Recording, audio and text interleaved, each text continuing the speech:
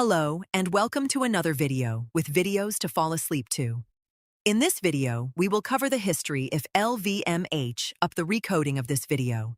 Be sure to like, comment, and subscribe for more videos. Think about the word luxury. What do you see? Perhaps it's the amber glow of a 200-year-old cognac in a crystal glass. Perhaps it's the quiet, satisfying click of a brass lock on a leather trunk. We like to imagine luxury as something slow, something born in dusty workshops by artisans who measure time not in financial quarters, but in generations. We imagine heritage. We imagine romance. But the story of the largest luxury conglomerate the world has ever seen, LVMH, Moet, Hennessy, Louis Vuitton, is not a romance. It is a masterclass in modern, ruthless capitalism. It is the story of how the delicate, slow-moving world of European artistry was dragged into the brutal, hyper-efficient era of corporate finance. And to understand how a single entity came to control over 75 distinct brands, from Christian Dior and Tiffany & Co. to Dom Perignon and Sephora, we have to look at the man who built the empire, Bernard Arnault. But before we get to the emperor, we must first understand the kingdoms he conquered. Act 1. The Artisans and the Aristocrats. Long before the acronym LVMH existed, there were three distinct names, each representing the absolute pinnacle of French excellence. Let's start with Moet and Chandon. Founded in 1743 by Claude Moet, it was his grandson, Jean-Remy Moet, who truly put the brand on the map. Jean-Remy was a marketing genius ahead of his time. He forged a close friendship with Napoleon Bonaparte, who allegedly celebrated his victories and drowned his sorrows after his defeats with Moet champagne. The brand became the global symbol of celebration. Then there is Hennessy. Founded in 1765 not by a Frenchman, but by Richard Hennessy, an Irish officer serving in the army of King Louis XV. Hennessy practically invented the global standard for cognac, shipping casks to the United States shortly after its independence, and even establishing the grading system we still use today: VS, VSOP, and XO. And finally, Louis Vuitton. In 1854, a young man from the French countryside arrived in Paris and became the personal trunk maker to Empress Eugénie, the wife of Napoleon III. Back then, trunks had rounded tops, so water would run off them when strapped to the back of horse-drawn carriages. But Vuitton saw the future: trains and steamships. He designed the first flat-top trunk, made of lightweight, airtight canvas. It could be easily stacked in the cargo hold of a train. It was an instant sensation. To combat counterfeiters, his son Georges later invented the famous interlocking LV monogram. An irony, considering it is now the most counterfeited logo on Earth. For over a century, these families ran their businesses independently. But the 20th century was changing. In 1971, realizing that the world was getting smaller and international distribution was getting more expensive, the champagne makers of Moet and Chandon merged with the cognac makers of Hennessy. They formed Moet Hennessy. It was a quiet, sensible marriage, but the real drama was yet to come. Act 2. A marriage of convenience and paranoia. We move to the 1980s, the era of Gordon Gekko, junk bonds, and hostile takeovers. Corporate raiders were stalking the markets, looking for sleepy, asset-rich companies to buy, strip, and sell. In Paris, Alain Chevalier, the head of Moet Hennessy, and Henri Racamier, the head of Louis Vuitton, were both terrified. They were sitting on massive, globally recognized brands, making them prime targets for a foreign takeover. To protect themselves, they decided to merge in 1987. This was the birth of LVMH, but it was a disaster. It was a marriage built on fear, not love. Chevalier and Racamier despised each other. They maintained separate headquarters, separate strategies, and openly bickered over the direction of the new massive company. Racamier, realizing he was losing control to Chevalier, made what would be the most fatal miscalculation in the history of business. He looked for an outside investor to come in, buy a stake in LVMH, and side with him against Chevalier. He invited a young, sharp-suited real estate developer into the boardroom. His name was Bernard Arnault. Let me tell you about Bernard Arnault. He was an engineer by trade, working in his family's construction business. But in 1984, he had managed to buy a bankrupt French textile conglomerate called Boussac. Arnault promised the French government he would protect the company's jobs. Instead, once the ink was dry, he ruthlessly liquidated almost the entire empire, firing thousands of workers and selling off the factories. Why? Because buried inside that decaying textile conglomerate was a single, sparkling jewel that Arnault wanted: the fashion house of Christian Dior. Arnault had realized something profound. You can build a factory in a year. You can write a software program in a month. But you cannot invent 100 years of history. You cannot manufacture heritage. Arnault saw that heritage brands, if injected with modern corporate management and aggressive global marketing, could become licenses to print money. Act 3. The Wolf in Cashmere. So, in 1987, when Henry Racamier invited Arnault to invest in LVMH to help him win a boardroom dispute, Arnault didn't just walk through the door, he drove a tank through it.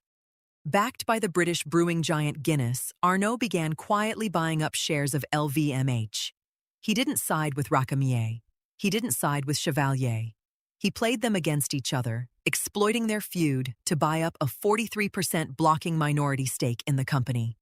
When Racamier finally realized that the man he invited into the castle was actually seizing the throne, he panicked. He sued Arnault.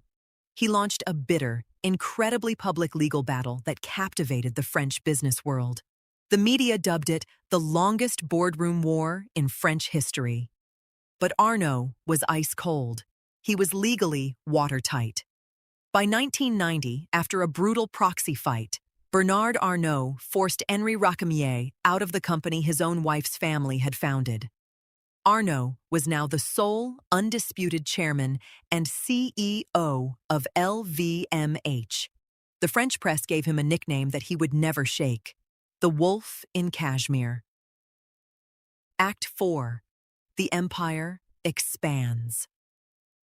With total control, Arnault began to execute his master vision.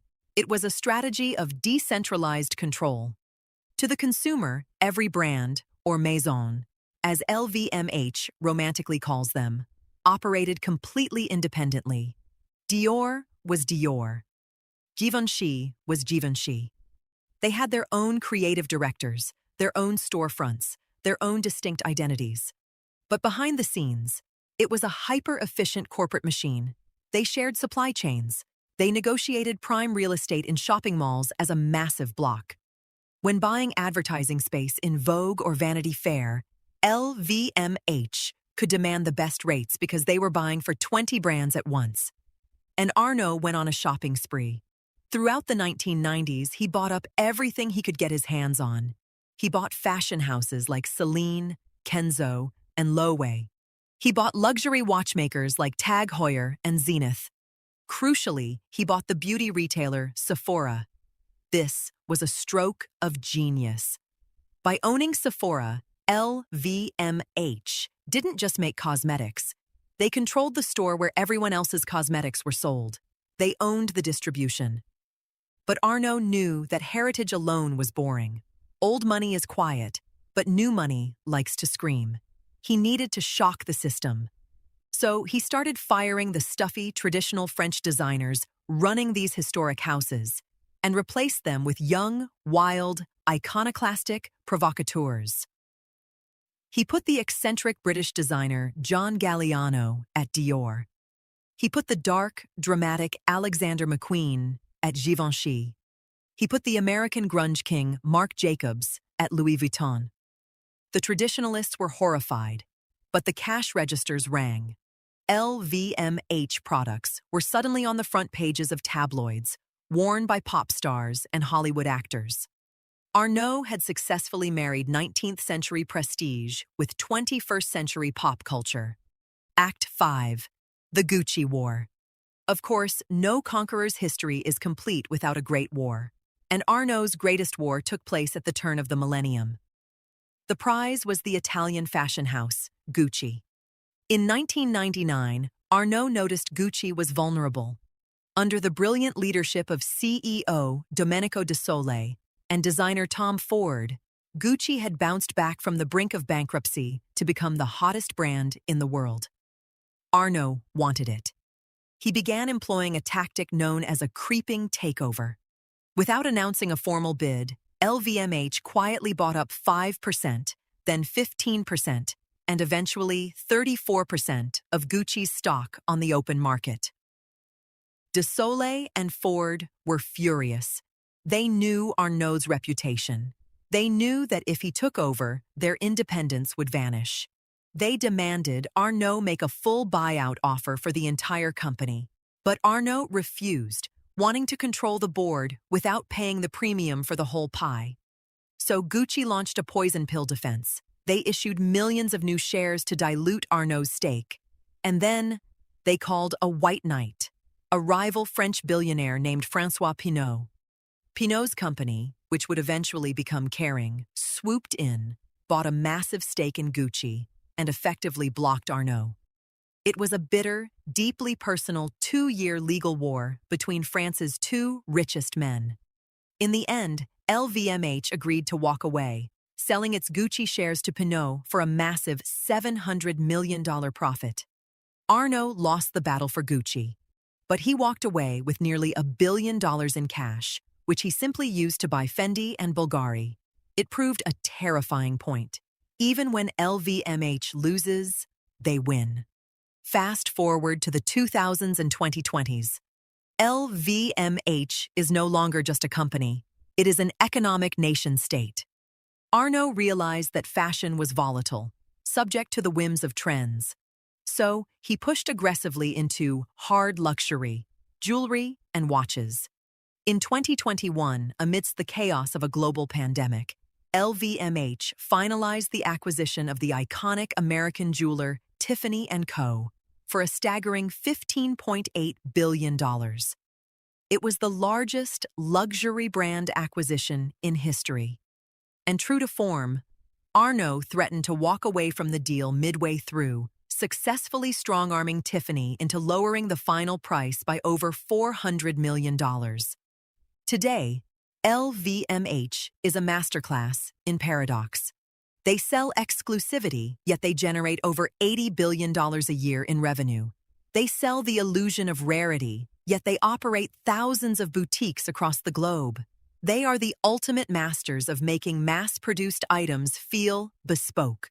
When you buy a Louis Vuitton bag, you are not just buying leather and canvas. You are buying a tiny, highly regulated fraction of the magic that started with Empress Eugénie. And now, as Bernard Arnault looks toward the future, the final act of LVMH is unfolding. The media calls it a real-life game of succession.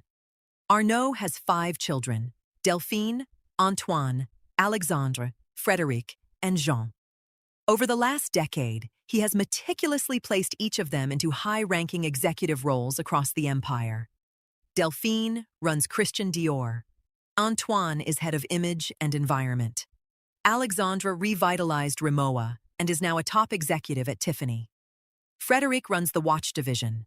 Jean is managing the Louis Vuitton watch line.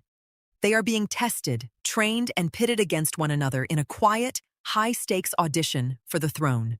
Because for Bernard Arnault, LVMH is not just a public company. It is a family dynasty. So, what is the history of LVMH? It is the story of how an Irish soldier's cognac, a monk's champagne, and a trunkmaker's canvas were swept up by a visionary who realized that the most profitable commodity in human history isn't gold or oil or technology. The most profitable commodity is desire. Bernard Arnault didn't invent luxury. He just built the perfect machine to harvest it. Thank you for watching this video. Be sure to like, comment,